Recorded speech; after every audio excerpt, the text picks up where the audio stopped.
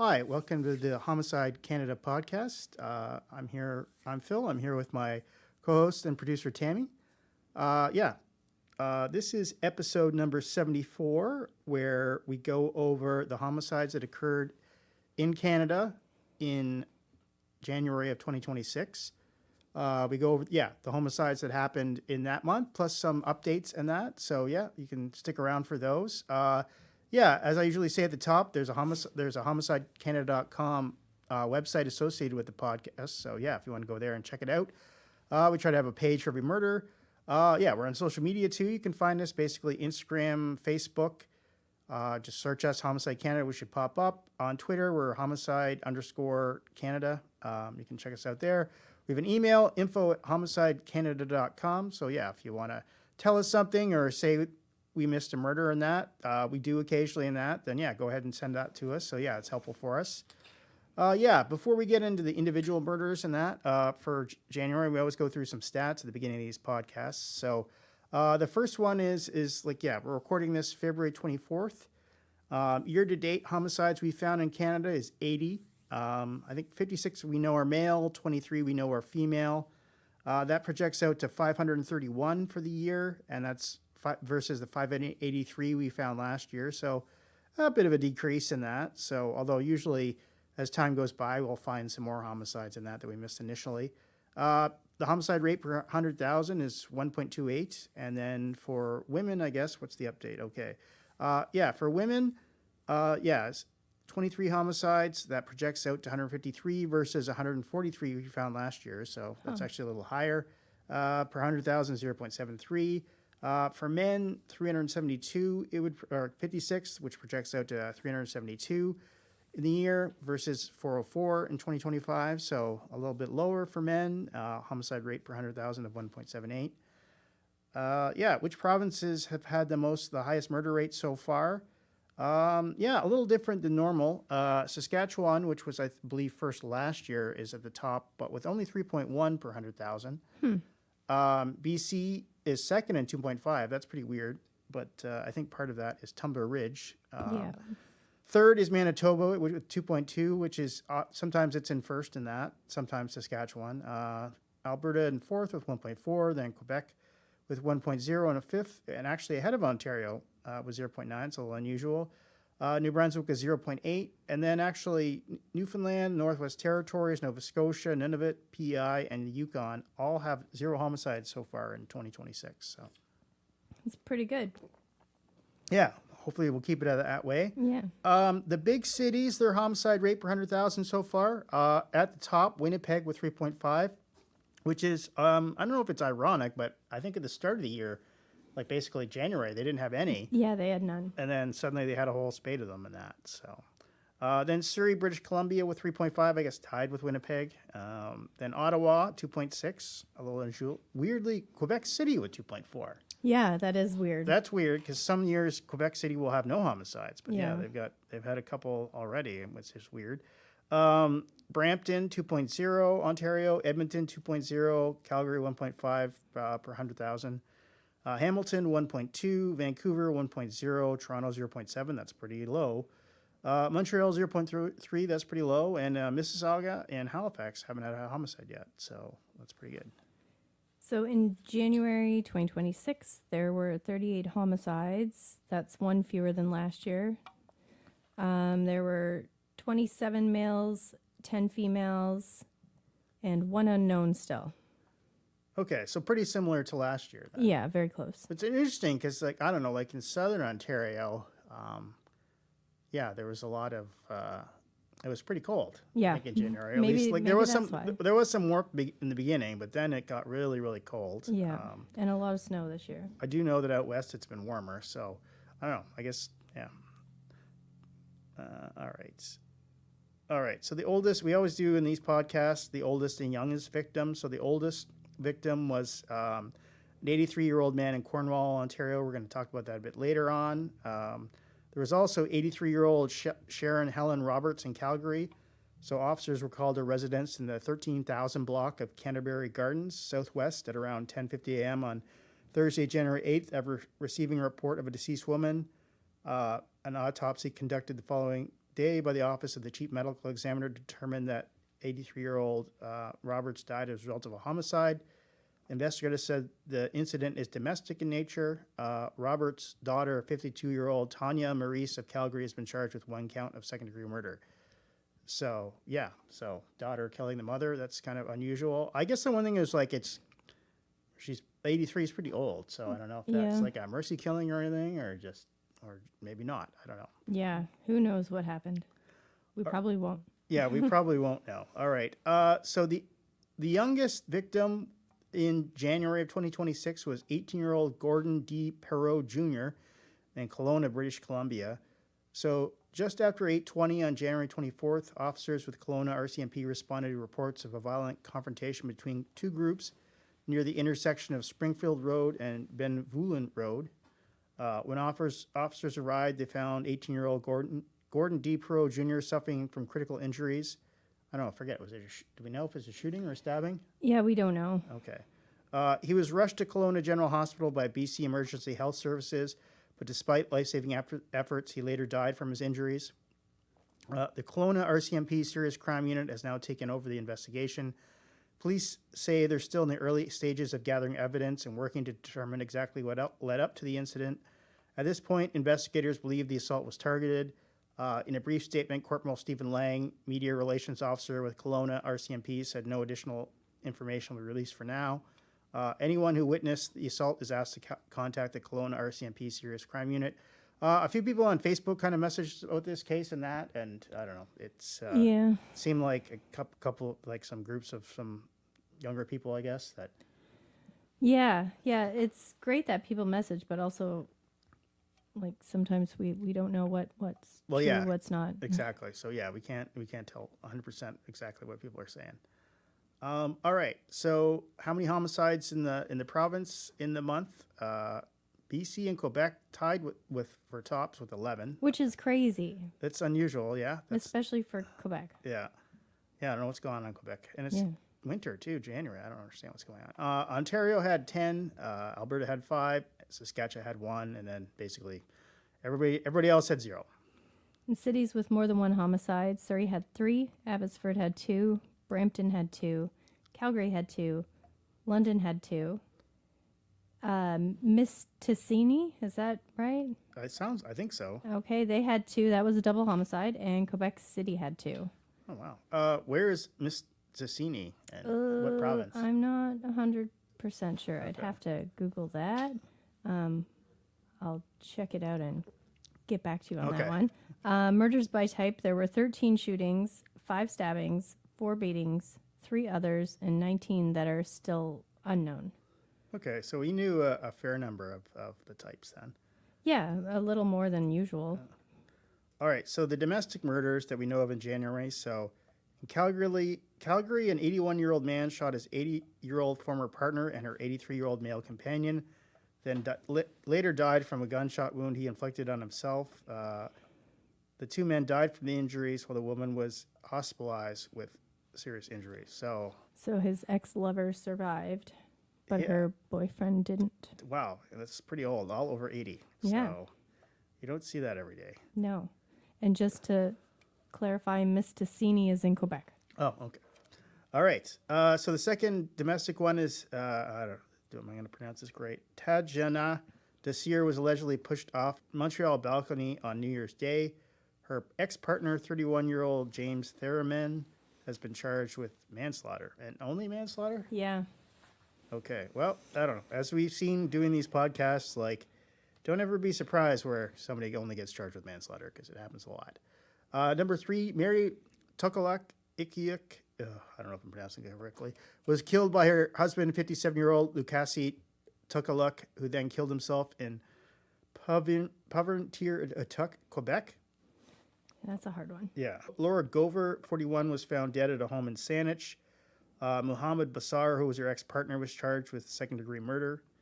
And then, the one we talked about before, 83-year-old Sharon Helen Roberts, we talked about, was killed by her daughter, 52-year-old Tanya Maurice of Calgary. All right. Now, so we go into discussing some of the homicides individually that happened in January and some of the more interesting ones. So yeah, Toronto recorded its first homicide of 2026 following a deadly shooting at a busy transit hub in North York. At around 7 p.m. on January 4th, officers with the Toronto Police Service responded to reports of a shooting at the bus terminal next to Yorkdale Shopping Center. So, fancy mall. Yeah.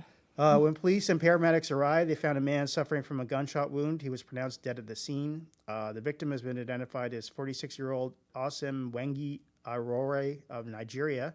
According to the Toronto Star, Irorere, a 46-year-old man from Nigeria, had moved to Canada with the goal of pursuing a profession to build a better future for his family. His wife and 4 children, ages 20, 18, 16, and 13, remained in Nigeria with hopes of joining him in Canada. Detective Sergeant Jason Davis of the Homicide and Missing Persons Unit said officers quickly arrested a suspect nearby and recovered a firearm. 40-year-old Tyrell Gibson of Toronto has now been charged with first-degree murder. According to reporting by the Toronto Sun, Gibson has a lengthy criminal record or criminal history dating back several years. Court records show prior convictions for serious offenses, including attempted murder, assault, robbery, firearms charges, break-and-enter, and uttering threats.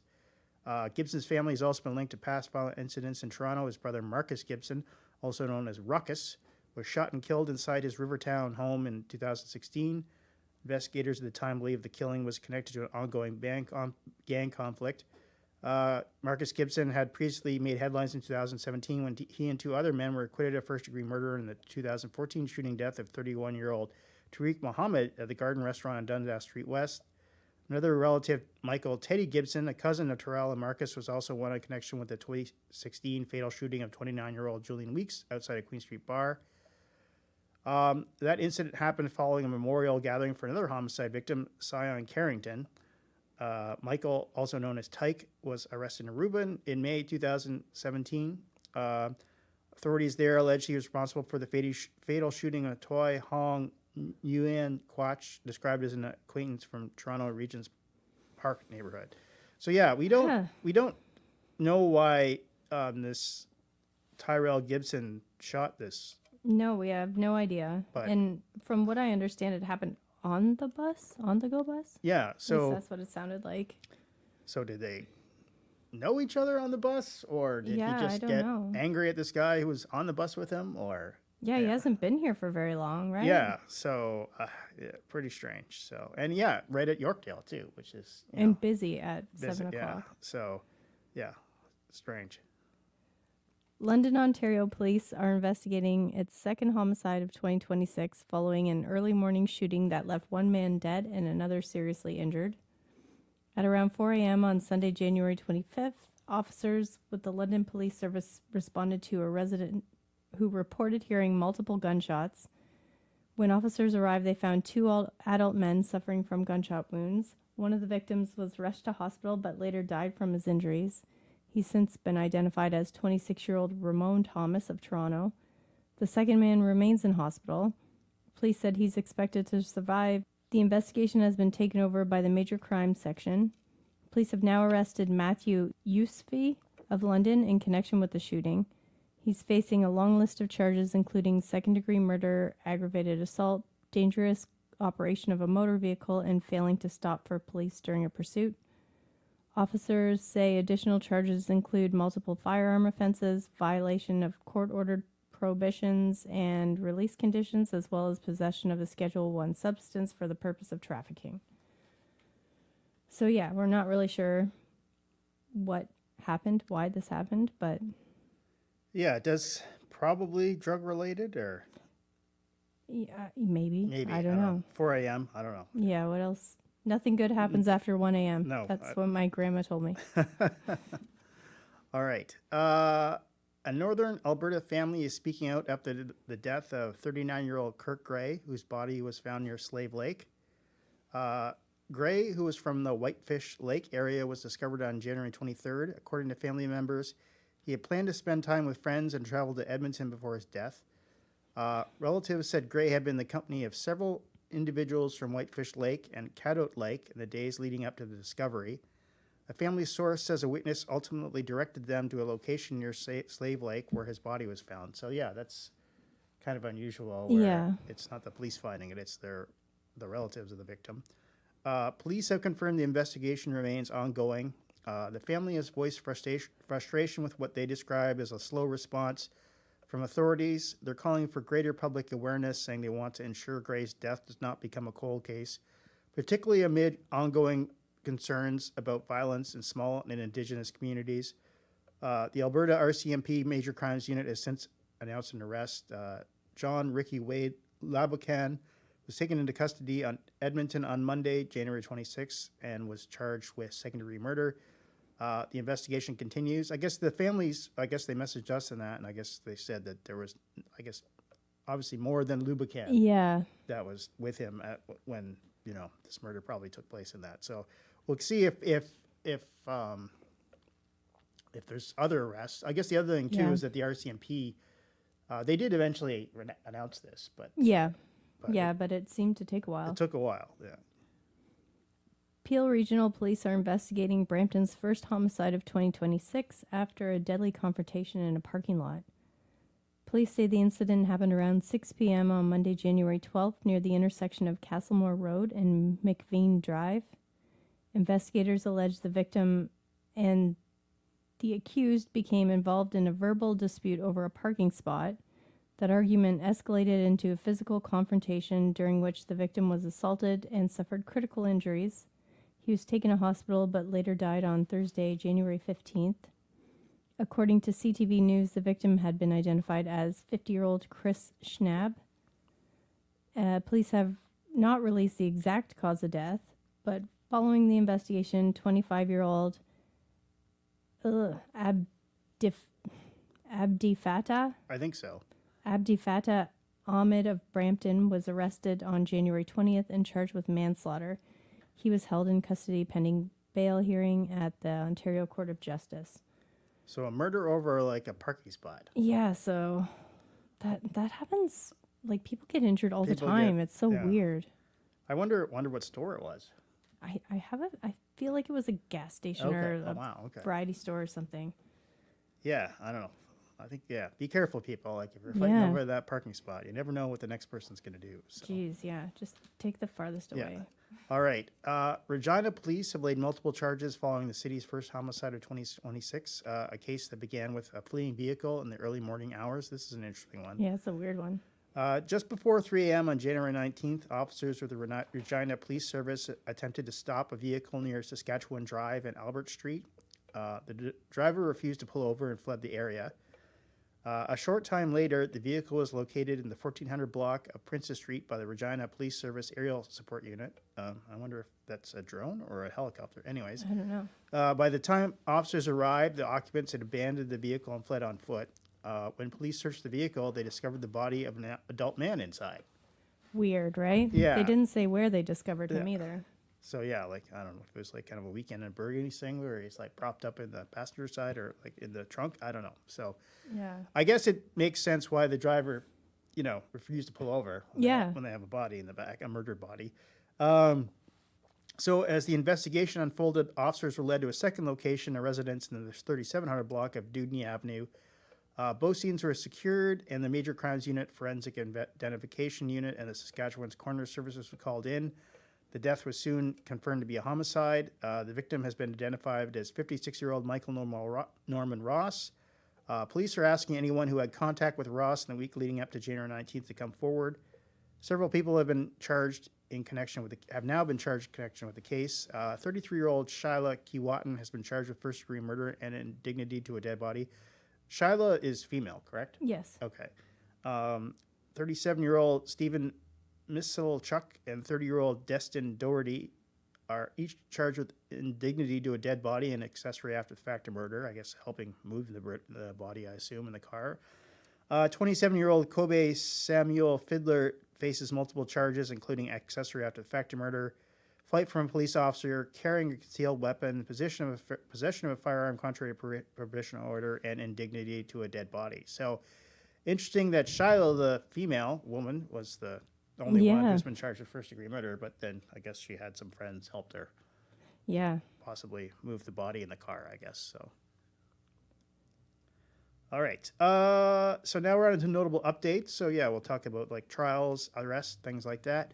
A youth involved in the brutal death of a man in St. Catharines, Ontario, will be transitioning from secure custody to open custody program. The now 19-year-old and another teen were sentenced in 2024 for second-degree murder. Under the Youth Criminal Justice Act, their identities are protected and their sentences included both custody and community supervision. Judge Janet Bowie, I don't know if I'm pronouncing it correctly, approved the transition after a report recommended a gradual reintegration to support rehabilitation and public safety. The move to open custody begins in April with full community supervision starting in July. Riley was attacked in August 2022 by the teens who repeatedly stomped him while he lay down the sidewalk. He was hospitalized but never regained consciousness, and his family later removed him from life support. The judge called the attack senseless and unprovoked. The second teen's request from open custody was denied and will return to court in April for a progress review. So, yeah, that occurred August 2022, and it's basically February 2026 now. And, yeah, they're already, I guess they've already, yeah, like they're moving to open custody. So, yeah, it's kind of crazy that if you kill someone and you're under 18 in Canada, like you're not going to do very much time. So, Yeah, I wonder if that's why there's all these kids doing the crimes lately. yeah, maybe. So, because, yeah, like obviously, like if you did this after 18, I would assume you'd be doing hopefully more time. Hopefully. I don't know. You never know. But, yeah, they obviously didn't spend a lot of time in there. So, A Kelowna man has been convicted of second-degree murder in the death of a young woman he met through a dating app.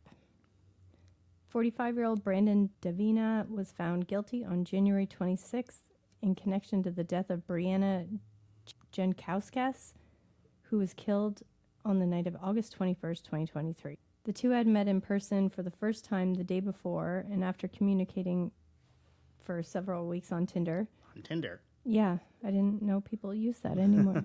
But I guess this was 3 years ago. Okay. Justice Shelley Fitzpatrick delivered the verdict following a 14-day trial that concluded last November. During the proceedings, Davina admitted to repeatedly striking Jen Koskis in the head with an 18-inch crescent wrench. He told the courts he had been drinking throughout the day and claimed the attack followed an argument in which she allegedly slapped and insulted him. Davina's defense argued that his intoxication and provocation meant he lacked the intent necessary for a murder conviction, seeking a manslaughter verdict instead. Justice Fitzpatrick rejected those arguments, ruling the evidence showed Davina had the required intent to commit murder, and he was ultimately convicted of second-degree murder. That's just wild. That would be like the first time they meet, and he wants to kill her. Like, that's sad. Yeah, no, and yeah, I guess they had been communicating on Tinder before meeting. I guess, but still, yeah, it didn't take very long. Interesting that I guess it was a judge trial rather than a jury trial, and I guess second degree murder minimum 10 years without parole, so that's better than manslaughter. But true. All right, a man who admitted to killing the driver who picked him up while hitchhiking more than 2 decades ago has been sentenced to just 1 day in jail. James Daniel Morgan pleaded guilty to manslaughter in connection with the 2001 killing of James Curtis Hamrick along the Alaska Highway. I think this is in BC, isn't it? Yeah. All right. Supreme Court judge handed down the sentence earlier this month, citing what were described as highly unusual circumstances in the case. Court heard that Morgan, a U.S. citizen and convicted felon, was picked up by Hamrick in September of 2001. The two crossed into the Yukon and later traveled into British Columbia. 2 days later, the rest stop Morgan launched what the judge called a brutal and unprovoked attack, striking Hamrick repeatedly with hammers and spraying him with bear spray. Hamrick was left fatally injured and later died. CTV News reports that Morgan fled the scene, abandoning Hamrick's vehicle and dog, and eventually crossed back to the United States using an alias. He was later located in California, where he admitted to killing Hamrick and also confessed to an earlier unrelated murder in Colorado. So this is the second one, I guess. Morgan was convicted of murder in Colorado in 2004 and sentenced to 48 years in prison. That's more than you will get in Canada, I'll tell you. Although he was extradited to Canada years later, prosecutors did not pursue the BC case at the time. The court heard that if Morgan had been sentenced then, his punishment would have likely have run at the same time as his U.S. sentence and would have been effectively already be served. The judge also noted the unresolved Canadian charge negatively affected Morgan's chances of parole in the U.S., unlikely to ever be released from prison. Yeah. With agreement from both Crown and defense, the court imposed a 1-day jail sentence. So I think that's kind of bad. Like, whatever. Now he's in jail for 80 years instead of 40. Like, what's the difference? Yeah. Why does it matter? yeah, I suppose, yeah. I guess the thing is, yeah, he's serving his time in the U.S. and he'll be there far longer than he would have in Canada, I guess. So I guess Yeah. what we do doesn't really matter, I suppose, kind of I in the end. guess. But yeah, it seemed like a pretty brutal murder. Like, Yeah. they pick him up and as a also- hitchhiker and go with him for a couple days and then Yeah. and then kill him and then take off. So And then kill someone else 3 years later. yeah. Okay. Ashton Drysdale charged in the 2025 St. Clair West homicide of Jolene Kahn. Toronto police were called to an apartment building near St. Clair Avenue West and Rushton Roads in the early morning of December 9th, 2025. Officers arrived just after 8:20 a.m. and found a woman deceased inside a unit. The victim was identified as 79-year-old Jolene Kahn of Toronto. Her death is the city's 38th homicide of 2025. More than a month later, on January 24th, police executed a criminal code search warrant that led to the arrest of 38-year-old Ashton Drysdale. He's been charged with first-degree murder in connection with Kuhn's death, along with a list of additional offenses. Those charges include multiple firearms-related violations, drug trafficking offenses involving Scheduled 1 substances, breach of probation, and possession of proceeds of crime. Police say several of the firearm charges involve prohibited or restricted weapons and ammunition. According to reporting by the Toronto Star, Drysdale had been flagged as a high risk prior to his statutory release from prison in August 2024.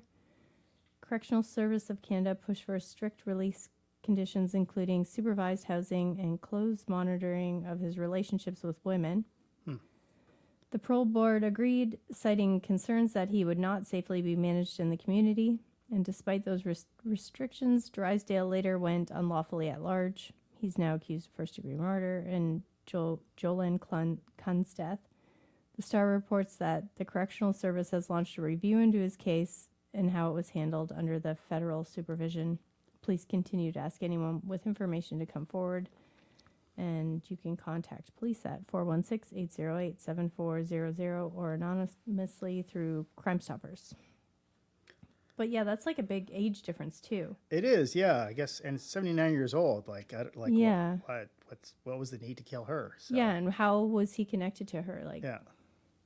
So yeah, pretty sad that obviously people knew that he was not a good candidate for release, but and he shouldn't be around women. yeah, they shouldn't be around women, and yeah, then he ends up he was not out for very long, I don't think, before he did this. So No. all right. The next one, this is a little strange. Michael Castiglione was convicted of second-degree murder in connection to the 2024 Hamilton homicide of Jason Gallant at Pier 4 Park. So the backstory, Hamilton police were called to Pier 4 Park early on April 2nd after a woman walking her dog discovered an unresponsive man near the Leander Boat Club. It's the local rowing club. Officers arrived around 8 a.m. and found the body of 50-year-old Jason Gallant. Investigators later confirmed he had been shot. Police determined Gallant was killed elsewhere and then transported to the waterfront. On April 18th, officers created out 2 search warrants in Hamilton and charged 36-year-old Michael Castiglione with second-degree murder. Investigators said the case was isolated, noting that the accused and victims knew each other and they were not looking for any other suspects. According to CBC at trial, the court heard that on the night of the shooting, Castiglione had been driving a borrowed orange pickup truck in the lower city with Gallant, his then-girlfriend Monica Westnyuk, and another man, Shiloh Petipas Lizak. Westnyuk testified that she had fallen asleep in the front seat but woke up when Gallant struck her and pulled her hair while yelling insults. Upset and frightened, she asked to be let out near Burlington and Wentworth Streets. From the back seat, Petipas Lizak told the jury he saw Castiglione retrieve a rifle from beneath a seat after encouraging Gallant to move to the front. Moments later, a shot rang out. The passenger window shattered and Gallant collapsed. Petipas Lizak described blood spraying inside the truck before he fled in shock, fearing for his own life. He later provided a statement to police. Washdiziak testified she heard the gunshot after getting out of the vehicle and saw Castiglione running towards her with the firearm, which he threw over a fence. She said they then drove to Pier 4, where in the early morning hours, Gallant's body was left. It was discovered just a few hours later by the dog walking lady. The court also heard that a day after the killing, a pickup truck was set on fire in the city's East End. Castiglione admitted he burned the vehicle to avoid getting into trouble. In his defense, Castiglione claimed Gallant had produced the gun and that it went off accidentally during a struggle. He said he panicked afterwards, disposed of the body, and got rid of the weapon. After only a few hours of deliberation, the jury rejected that explanation and found him guilty of second-degree murder. 4 jurors recommended he serve at least 10 years before being eligible for parole, and we know for second-degree murder, like the minimum's 10. So, Yeah. I don't know. Like, it seems like to me like that was, if it went down as they say, that seems like first, but Yeah. Yeah, and they borrowed the truck and then they lit it on fire, but how do they know there was a gun under the Yeah. seat? Like, it just seems fishy. On to the next one. So, a coroner's inquest in the deaths of a Prince Rupert, British Columbia family of 4 is hearing evidence that supports the murder-suicide. The inquest is examining the June 2023 deaths of Janet Nguyen, her partner Christopher Duong, and their 2 young sons. Police testified that the scene suggests Duong killed the children in Nguyen before taking his own life. Investigators believe the children were drugged with cold medication prior to their deaths based on toxicology reports and items found in the home. Nguyen was strangled with an electrical cord, and police said her injuries were not self-inflicted. According to Global News, all 4 family members are found in the same bed, with the children showing no obvious injuries but signs consistent with poisoning. A video described as a last will and testament had been shared between the couple's phones days earlier. The inquest also heard about police involvement in the days leading up to the deaths. Duong had previously told officers he believed the family was being targeted, and he was briefly detained under the Mental Health Act. Child Protection Services were notified, but no contact with the police occurred before the deaths. The inquest is now examining whether warning signs were missed and whether intervention timelines could have been faster. So, Yeah, that's a weird one. They usually don't come back to things that they think were possibly a murder-suicide to begin with, so I wonder... I guess the thing, maybe I wonder if it's the fact that there was police involvement in that, and then... Prior to? Yeah, and he was detained under the Mental Health Act and that, so maybe, Yeah. I guess maybe the argument is maybe they should have kept him longer, or... Yeah, I guess. All right. So, yeah, that was the last one. So, our website is homicidecanada.com. We try to have a post for every homicide. Yeah, we have pages for all the provinces and municipalities too, major municipalities. So yeah, if you want to see how many homicides there are in Toronto for this year, you can go check that out. I guess we actually added more this year too. And we did add more, and so we have a lot of smaller ones as well. I think pretty much we have everyone. The population in the census is over 100,000 now. Yeah. So we have a fair amount now. So most of them don't, like the small ones won't have a homicide, but sometimes they will.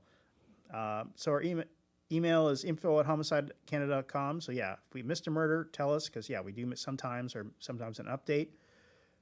Yeah, on our Twitter, homicide_Canada, DMs are always open. And then yeah, Facebook or Instagram, just put in Homicide Canada in the search, and I'm pretty sure we'll come up. Yeah, we actually get, on Facebook right now, we get a lot of comments now on our posts and that. So. Yeah, we're getting more exposure somehow. so, we don't understand that yeah. it's happening.